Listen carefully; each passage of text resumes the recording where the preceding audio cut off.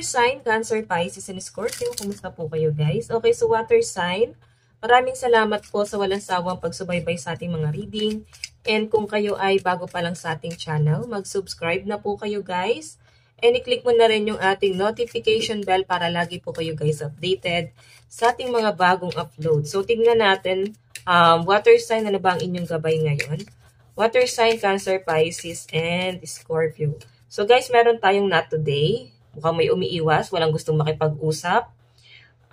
Nakapokus daw ngayon sa ibang bagay. So I think itong taong inaantay mo or pwede ikaw yung inaantay, no? Maring may pag-iwas kasi mukhang hindi siya totally focused dito sa connection na to kasi meron siya ibang pinagkakaabalahan or merong mas importanteng bagay daw para sa kanya. Mas mahalaga pa daw kaysa dito sa connection na to. So, I think hindi ka masyadong napapansin nito. May nakikita ko dito guys sa parang may pagtatalo. I think galit pa rin. Ayan. So, tingnan natin. Meron tayong kisses. Okay.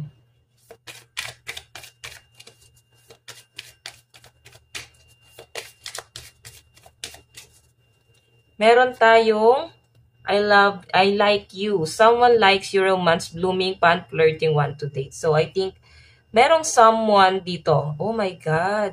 Stab in the back.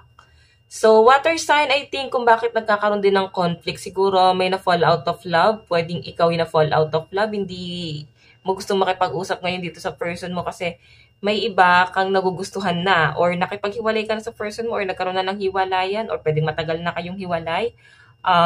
Ngayon, mas focus ka sa new person. Or pwedeng siya to guys, no? Pwede itong person mo na to. May stab in the back. So, I think may karmic sa connection nyo ng person mo kung ba't parang hindi kayo nag-work, no? So, yun yung nangyayari. Tingnan pa natin guys. Ano ba ang kaganapan pa sa inyo? Kaganapan po sa energy. Ano pa yung additional message para kay water sign, Cancer, Pisces, and Scorpio? Water sign, Cancer, Pisces, and Scorpio. So guys, meron tayong Six of Pentacles. Meron ako nakitang usapan patungkol sa pera ngayon. Parang may naniningil ng utang na loob dito guys. Tingnan natin. Meron tayong 10 of lollipops.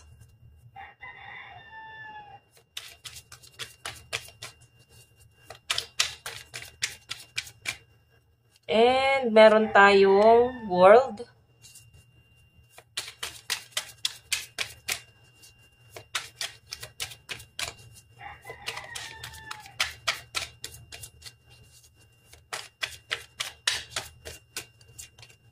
Meron tayong Knight of Pentacles.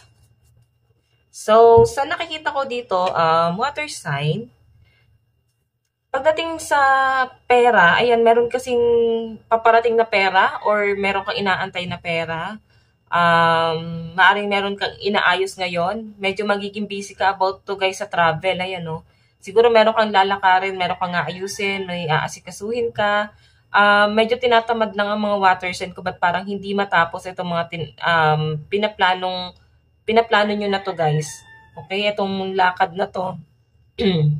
Kaya parang hindi siya guys matuloy-tuloy. May tinatamad din, Knight of Pentacles to. Siguro nag-iisip pa yung iba sa inyo guys kung aalis ka ba ngayon or mamamahinga. May nakita ko dito guys siguro marami kayo. Marami kayong aalis ngayon. Pero yun nga guys, magkakaroon ng mga delay, pwede mga traffic. So, I think ito yung magiging conflict guys.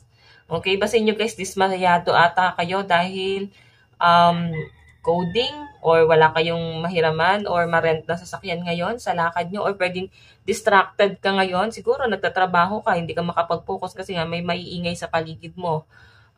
Water sign, okay? So, tignan naman natin sa love life mo, water sign. Love life naman po ni water sign.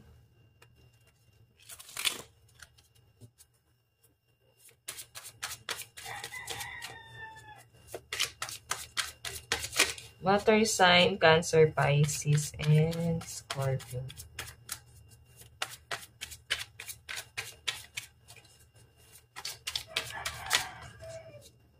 So guys, meron tayong Knight of Wands. Love life po ni water sign.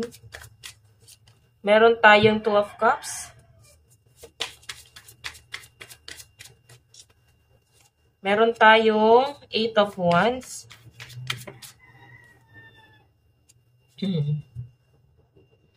Actually guys, water sign, no? Mukhang hindi kayo nagkakasundo ng person mo. Meron siyang gustong mangyari na maaaring taliwas naman sa'yo. Ayan. Hindi kayo guys gano'n nagkakasundo ng person mo. Maaaring walang masyadong sweetness dito sa connection na to. Yan yung maaaring nagiging conflict nyo guys. Hindi masyadong sweet yung isa.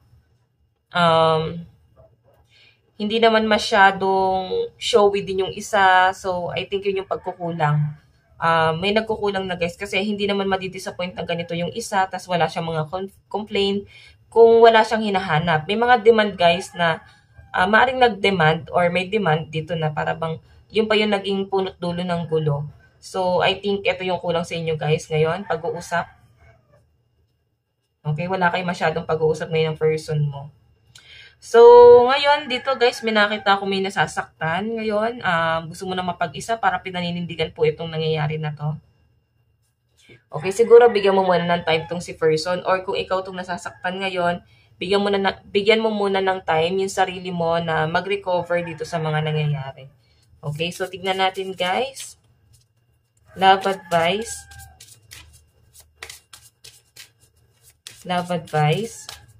So guys, meron tayong recognition. The divine will help you recognize sign and miracle. Ayan. So I think kulang din sa bonding kung bakit parang ang daming obstacle, ang daming yung pinagdadaanan ngayon. Hindi guys gano'n nagkakaintindihan. Okay, tingnan natin ang inyong advice. Meron tayong union of love. So ayan.